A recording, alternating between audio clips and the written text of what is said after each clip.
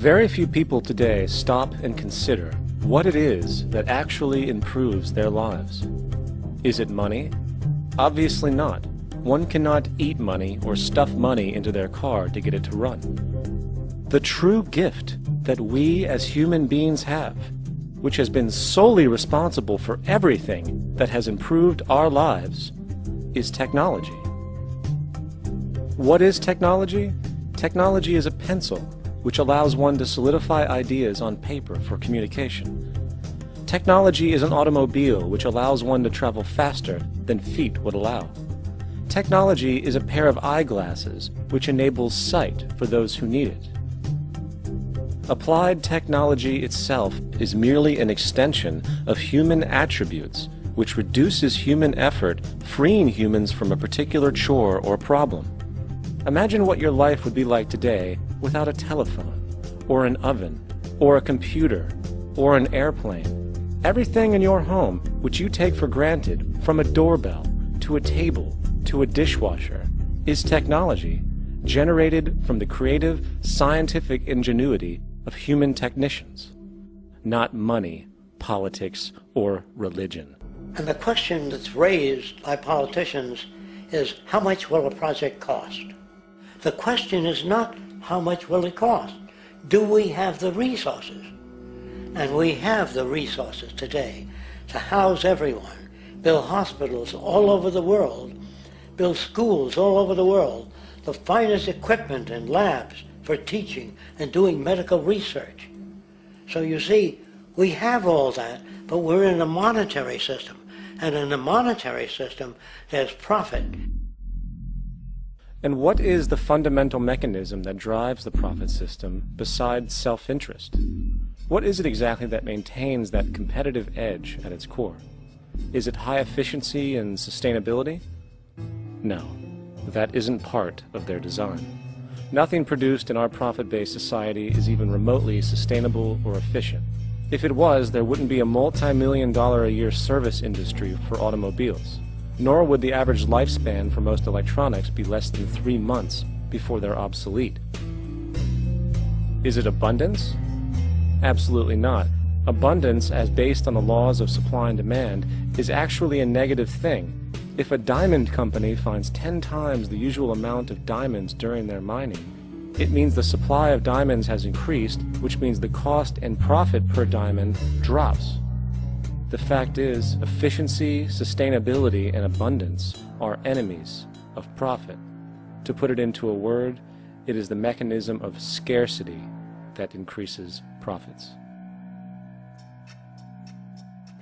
What is scarcity? Based on keeping products valuable. Slowing up production on oil raises the price. Maintaining scarcity of diamonds keeps the price high. They burn diamonds at the Kimberley diamond mines. They're made of carbon. That keeps the price up. So then, what does it mean for society when scarcity, either produced naturally or through manipulation, is a beneficial condition for industry? It means that sustainability and abundance will never ever occur in a profit system, for it simply goes against the very nature of the structure. Therefore, it is impossible to have a world without war or poverty.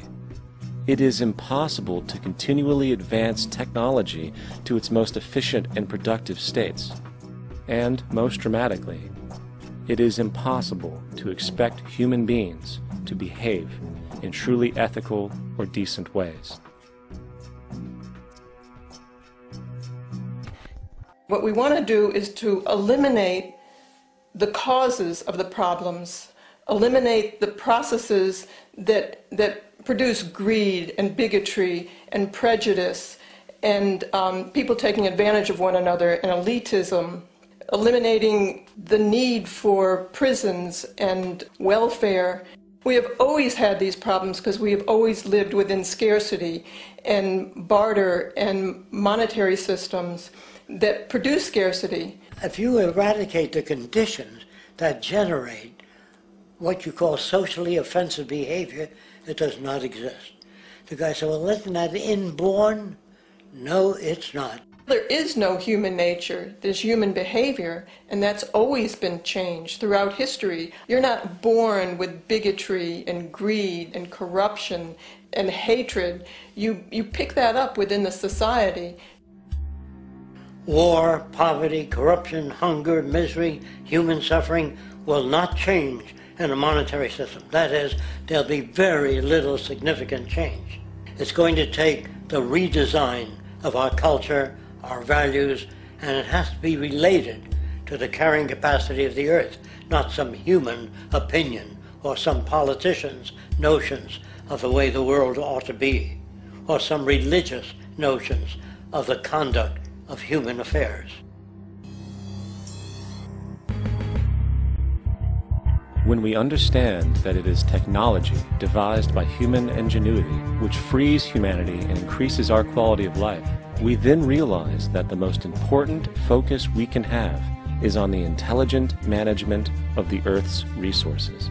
For it is from these natural resources we gain the materials to continue our path of prosperity. Understanding this, we then see that money fundamentally exists as a barrier to these resources, for virtually everything has a financial cost. And why do we need money to obtain these resources? Because of real or assumed scarcity.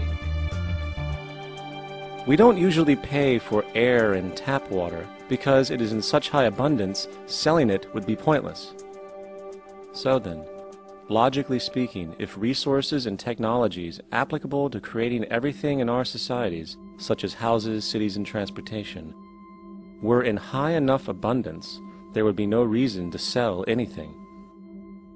Likewise, if automation and machinery was so technologically advanced as to relieve human beings of labor, there would be no reason to have a job. And with these social aspects taken care of, there would be no reason to have money at all.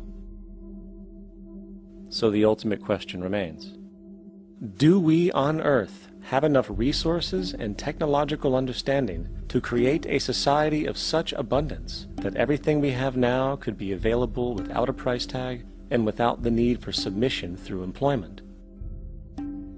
Yes, we do. We have the resources and technology to enable this at a minimum, along with the ability to raise the standard of living so high that people in the future will look back at our civilization now and gawk at how primitive and immature our society was. We've never given scientists the problem of how do you design a society which would eliminate boring and monotonous jobs, that would eliminate accidents in transportation, that would enable people to have a high standard of living, that would eliminate poisons in our food, that would give us other sources of energy that are clean and efficient. We can do that out there.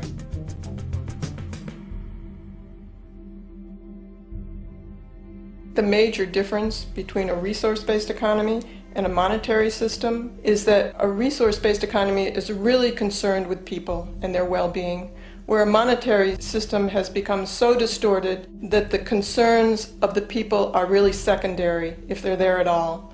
The products that are turned out are for how much money you can get. If there is a problem in society and you can't earn money from solving that problem, then it won't be done. The resource-based economy is really not close to anything that's been tried.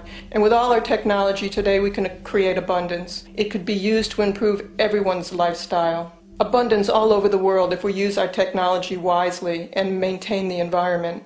It's a very different system, and it's very hard to talk about because the public is not that well enough informed as to the state of technology.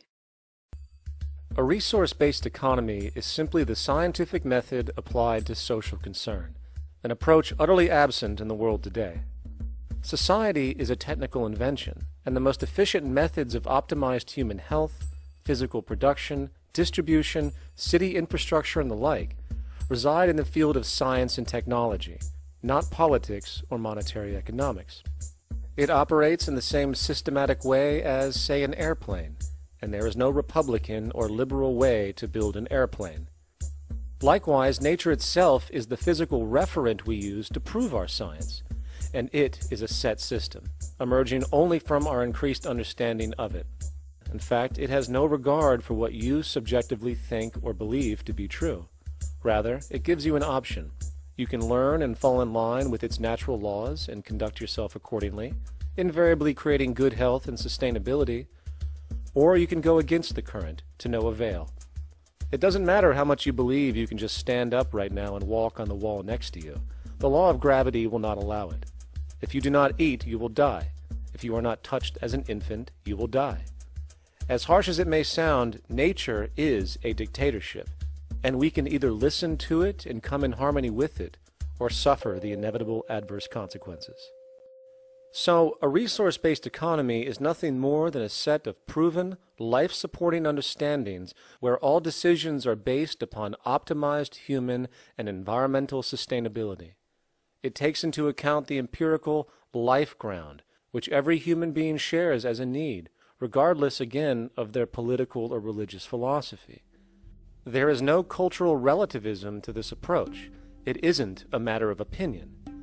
Human needs are human needs, and having access to the necessities of life, such as clean air, nutritious food, and clean water, along with a positively reinforcing, stable, nurturing, and non-violent environment, is demanded for our mental and physical health, our evolutionary fitness, and hence the species' survival itself.